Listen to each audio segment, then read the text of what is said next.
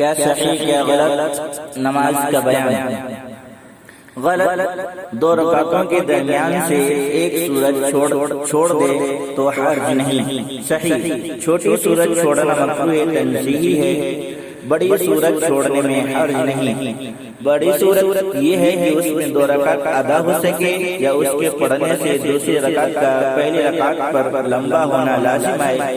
یہ حکم فرائض میں نوافل میں مطلقاً جائز ہے۔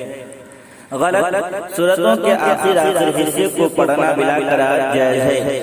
صحیح پہلے رکعت میں ایک سورت کے آخر یا درمیان اور دوسری رکعت میں دوسری سورت کے آخر یا درمیان سے پڑھنا فرائض میں مکروہ تنزیہی ہے۔ البتہ ایک ہی سورت کے آخر سے تقسیم کر کے دو رکعت میں پڑھے تو حرج نہیں۔ غلط خلاف ترتیب قرات کر لے تو کوئی بات نہیں۔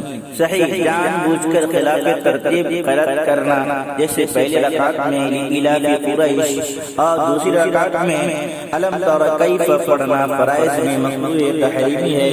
نماز واجب الاعادہ ہوگی، بھول کر ہو تو کوئی حرج نہیں۔ نماز میں قرات کا بیان۔ غلطی سے پہلی رکعت میں سورہ ناس پڑھ لی تو دوسری رکعت میں سورہ فلق پڑھے۔ صحیح اب دوسری رکعت میں بھی سورہ ناس ہی پڑھے، کیونکہ خلاف ترتیب پڑھنے سے تکرار احوال ہے۔ غلط دوسری رکعت میں سورت شروع کرنے کے بعد یاد آیا کہ ایک چھوٹی سورت کا فاصلہ رہ گیا ہے یا ترتیب الٹ گئی ہے تو اس سورت کو چھوڑ کر غلطی صحیح کر لے۔ صحیح بلکہ اسی طرح پڑھتا رہے، چھوڑ نہ دے، کیونکہ سہون ایسا ہو جائے تو قرار نہیں آتی۔ بس جب قرار نہیں آئی تو اب جس کو شروع کیا ہے اس کو چھوڑنا مکروہ ہوگا کہ اس میں اغراض کا وہم ہے۔ غلط امام نے جہری نماز میں بھول کر سورہ فاتحہ کا کچھ حصہ آہستہ پڑھ لیا تو یاد آنے پر فاتحہ شروع سے پڑھے۔ صحیح راجح قول کی بنا پر جہاں تک پڑھ لیا ہے وہیں سے صحیح پڑھے، اعادہ نہ کرے۔ تاہم اگر کر لیا تو نماز فاسد نہ ہوگی، مگر بہتر نہیں کیا۔ البتہ ما تجوز بہ الصلاۃ کی مقدار یعنی 30 رکوع کو سرن پڑھ گیا تو سجدہ سہو لازم ہوگا۔ سری نماز میں جہرن پڑھ لیا تو اس میں بھی یہی حکم ہے۔ غلط تراویح میں سورہ بقرہ پر ختم کرنا جائز نہیں کہ اس میں الٹا پڑھنا لازم آتا ہے۔ صحیح جائز ہے کہ اس کے متعلق حدیث کی بنا پر یہ جزئی ضابطہ سے مستثنی ہے۔ غلط سورہ فاتحہ کو بدون وقت کے مسلسل پڑھنا افضل ہے۔ صحیح بلکہ اس کی ہر آیت پر وقف کرنا افضل ہے۔ غلط بہت زیادہ بلند آواز سے قرات کی جائے تو مذائقہ نہیں۔ صحیح امام کو اپنے مقتدیوں کے حساب سے آواز بلند کرنا چاہیے، کچھ زیادہ ہو جائے تو حرج نہیں، تاہم اس حد تک بلند کرنا کہ تشویش یا ایذا کا باعث ہو تو یہ جائز نہیں۔ پس بعض جگہ جو مائک بہت تیز رکھتے ہیں یا باہر کا مائک بھی کھول دیتے ہیں یہ صحیح نہیں۔ غلط فرض نماز کسی وجہ سے تنہا پڑھے تو کوئی بھی مختصر قرات کر لے۔ صحیح اس وقت بھی مسنون قرات کی رعایت مستحب ہے۔ غلط سورت کے آخری لفظ کو رکوع کی تکبیر کے ساتھ ملایا تو نماز مکروہ ہو گئی۔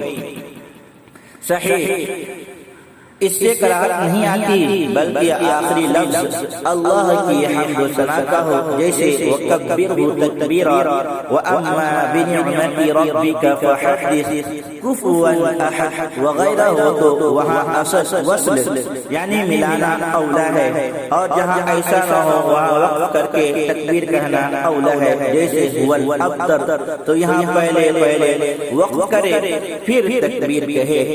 غلط بقدر واجب قرات کے بعد امام کو غلطی پر لقمہ دیا تو نماز فاسد ہو جاتی ہے۔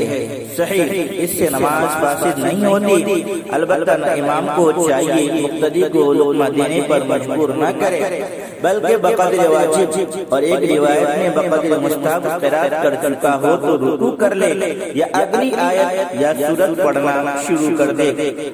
غلط اعراب کی غلطی سے نماز فاسد ہو جاتی ہے۔